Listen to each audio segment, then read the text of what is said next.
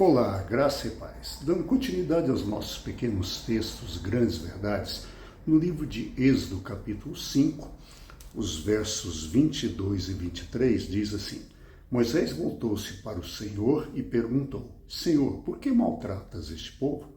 Afinal, por que me enviastes? Desde que me dirigi ao faraó para falar em teu nome, ele tem maltratado este povo. Tu de modo algum libertastes esse povo. Olha, a primeira vez que Moisés vai até o faraó, ele diz: olha, deixa o povo de Israel sair para que eles possam viajar 3 dias no deserto e prestar conta. Mas faraó falou: que isso, vocês são vagabundos, olha o tanto de pessoas que vocês são e vocês querem parar de trabalhar de jeito nenhum. E mais, a partir de hoje, vocês vão continuar a produzir a mesma quantidade de tijolos, mas nós não daremos mais palha, vocês vão ter que buscar palha para isso.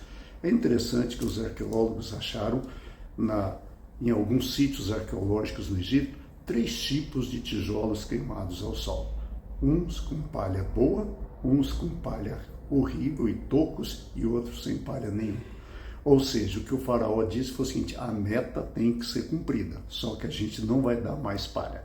E aí, então, os feitores batiam nos capatazes, os feitores eram egípcios, os capatazes eram hebreus, e eles cobravam do povo. E Moisés ouviu isso, Moisés chega diante de Deus e faz essas perguntas. A primeira pergunta que Moisés faz ao Senhor: Senhor, por que o Senhor maltrata esse povo?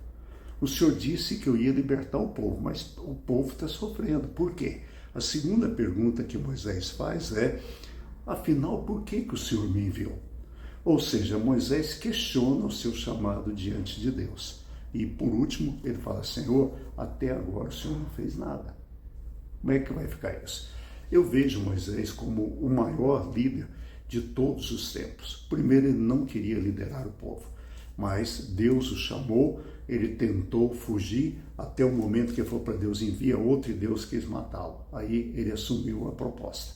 Quando ele fala para Deus: Senhor, eu sou pesado de boca, alguns interpretam isso como se ele fosse gago. Deus fala: não tem problema não, eu envio o seu irmão Arão, ele é bom de fala, que é um negócio que ele vai falar no seu lugar. E aí Moisés vai ao faraó. Mas a libertação não aconteceu instantaneamente. Hoje nós sabemos que foram necessárias 10 pragas, cada uma pesando mais a mão e cada uma humilhando as divindades do Egito, para que até no final, a morte dos primogênitos, enfim, Faraó libertasse o povo. Mas note o seguinte: muitas vezes nós recebemos uma promessa de Deus e achamos que ela é imediata. Não, muitas vezes o cumprimento de uma promessa demora. José sonhou que os seus irmãos e o seu pai se prostrariam diante dele quando ele tinha 17 anos. E a promessa se cumpriu quando ele tinha 39 anos. Se passaram 22 anos. Por isso, se você tem uma promessa de Deus, confie nele e espere. Confie nele e espere. O tempo de Deus não é o nosso tempo, mas com certeza será o melhor para nós. E se você estiver chateado, abra o seu coração com Deus. Olha que Moisés não foi hipócrita com Deus, não. Ele pergunta para Deus o seguinte: Senhor, por que o Senhor está maltratando esse povo? Senhor, por que o Senhor me chamou? Muitas vezes nós achamos que Deus não tolera a verdade. Não, Deus nos conhece.